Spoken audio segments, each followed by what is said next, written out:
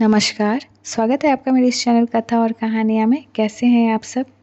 जब भी प्रेम की बात होती है तो श्री कृष्ण और राधा के प्रेम की मिसाल सबसे पहले आती है। राधा श्री कृष्ण के प्रेम को जीवात्मा और परमात्मा का मिलन कहा जाता है।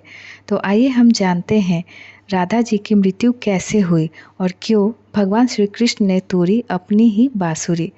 पर इसके लिए आपको वीडियो के एंड तक बने रहना होगा। तो आइए हम कहानी को शुरू करते हैं। राधा जी श्री कृष्ण की बचपन का प्यार थी। श्री कृष्ण जब 8 साल के थे तब दोनों ने प्रेम की अनुभूति की। राधा जी श्री कृष्ण के दैवीय गुणों से परिचित थी। उन्होंने जिंदगी भर अपने मन में प्रेम की स्मृतियाँ को बनाए रखा। यही उनके रिश्ते की सबसे बड़ी खूबसूरती है। कहा जाता है कि श्री कृष्ण को केवल 2 ही चीज़ें सबसे ज़्यादा प्रिय थी। ये दोनों चीज़ें भी आपस में एक दूसरे की गहराई से जुड़ी हुई थी, बांसुरी और राधा जी। श्री कृष्ण की बांसुरी की ही धुन थी जिससे राधा जी कृष्ण की तरफ खींची चली गई। राधा जी की वजह से ही श्री कृष्ण बांसुरी को हमेशा अपने पास ही रखते थे। भले ही श्री कृष्ण और राधा का मिलन नहीं हो सका, लेकिन उनकी बांसुरी उन्हें हमेशा एक सूत्र में बांधे रही। भगवान श्री कृष्ण के जितने भी चित्रण मिलते हैं उनमें बांसुरी जरूर रहती है। बांसुरी श्री कृष्ण के राधा जी के प्रति प्रेम का प्रतीक है। वैसे तो राधा जी से जुड़े कई अलग अलग विवरण मौजूद है, लेकिन एक कहानी बहुत ही प्रचलित है। भगवान श्री कृष्ण से राधा जी पहली बार तब अलग हुई जब मामा कंस ने बलराम और कृष्ण जी को आमंत्रित किया। वृंदावन के लोग यह खबर सुनकर बहुत दुखी हो गए।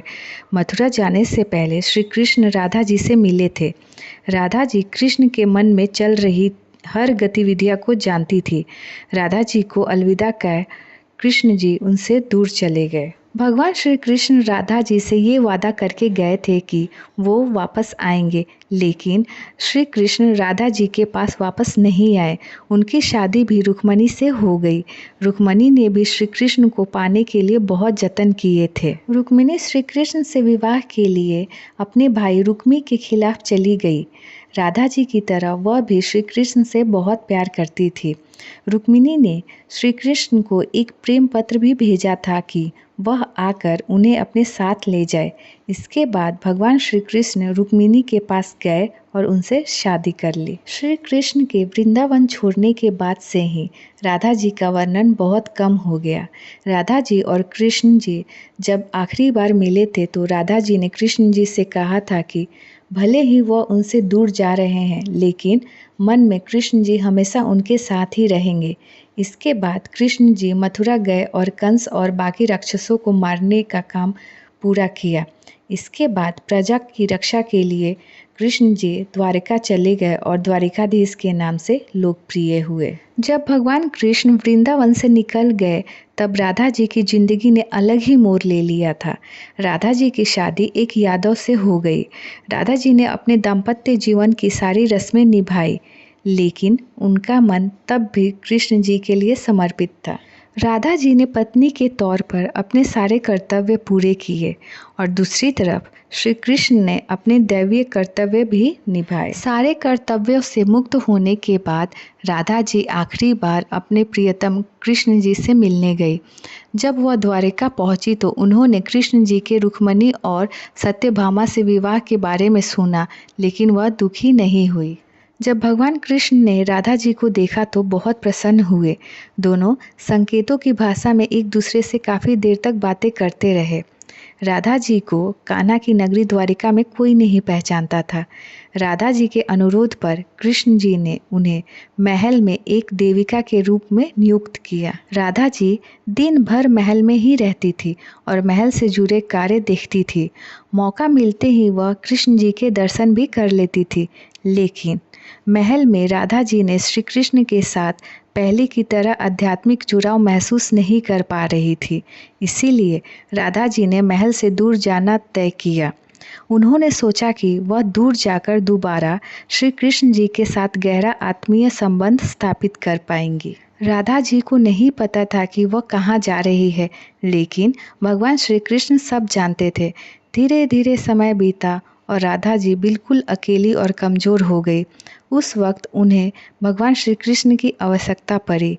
आखिरी समय में भगवान श्री कृष्ण उनके सामने आ गए। भगवान कृष्ण ने राधा जी से कहा कि वह उनसे कुछ मांगे, लेकिन राधा जी ने मना कर दिया। कृष्ण जी के दोबारा अनुरोध करने पर राधा जी ने कहा कि वह आखिरी बार उन्हें बांसुरी बजाते देखना चाहती हैं। श्री कृष्ण ने बांसुरी ली और बेहद सुरीली धुन से बजाने लगे। भगवान कृष्ण ने दिन रात बांसुरी बजाई, जब तक राधा जी आध्यात्मिक रूप से कृष्ण जी में विलीन नहीं हो गई।